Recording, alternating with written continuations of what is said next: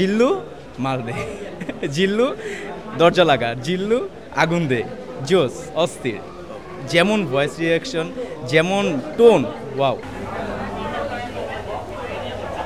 বরবাদ বরবাদ কোন সিনেমা দেখতে বরবাদ কোন সিনেমা দেখতে যাচ্ছেন?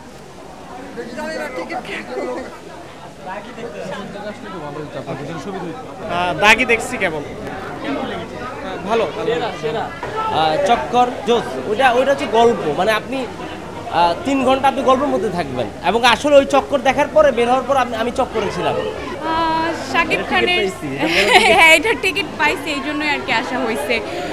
হ্যাঁ আর শাকিব খানকে আমার খুব ভালো লাগে এই জন্য দেখতে আসলাম, দেখি কেমন হয়।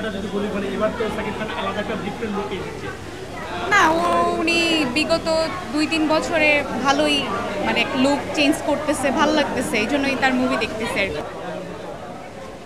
কোন সিনেমা দেখতে যাচ্ছেন? বরবাদ। কেন বরবাদ দেখতে যাচ্ছেন?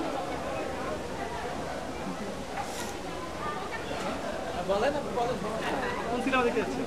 বরবাদ। বরবাদ দেখতে আসছি ভাই। সাকিব খানের লুক দেখে কি বরবাদ দেখতে আসছেন? হ্যাঁ অবশ্যই সাকিব খানের জন্য আসো। কোন সিনেমা দেখতে আসছেন? বরবাদ কোন সিনেমা দেখতে আসছেন? বরবাদ আর কোন সিনেমা দেখবেন কিনা?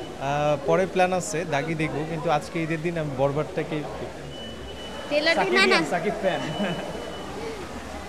বরবাদ অসাধারণ হয়েছে, এক কথায় অসাধারণ, খুবই সুন্দর। ইন্টারভেলে আগে যে সুন্দর একটা টুইস্ট ছিল বলবো না, আর লাস্টের ফাইটিং সিনটা অসাধারণ ছিল। এটা যে বাংলাদেশি মুভি মানে কেউ বুঝবে না।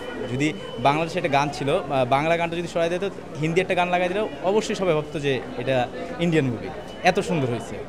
সাকিবের কোন ডায়লগটা মনে পড়ছে? সাকিবের একটাই ডায়লগ, যে নামটা কি জানি, জিল্লু মাল দে জিল্লু দরজা লাগা জিল্লু আগুন দে জোস অস্থির যেমন ভয়েস রিয়াকশন যেমন টোন ওয়াও, সেই মানে রেকমেন্ড করবো সবাই দেখেন। আপনার সার্কেলের মধ্যে জিল্লু নামে কেউ আছে? জিল্লু নামে আপাতত নাই, খুঁজে বের করতে হবে। সবার নামে এখন জিল্লু হয়ে যাবে এক কথায় এই ডায়লগ শোনার পর থেকে।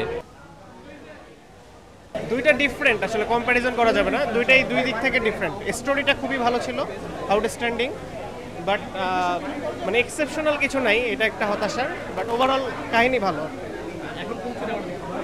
এখন বরবাদের টিকিট কাটবো। হ্যাঁ হ্যাঁ, টিজার ট্রেলার দেখে তো অনেক ভালো লাগছে, দেখা যাক এখন কি হয়, আশা করতেছি ভালো হবে।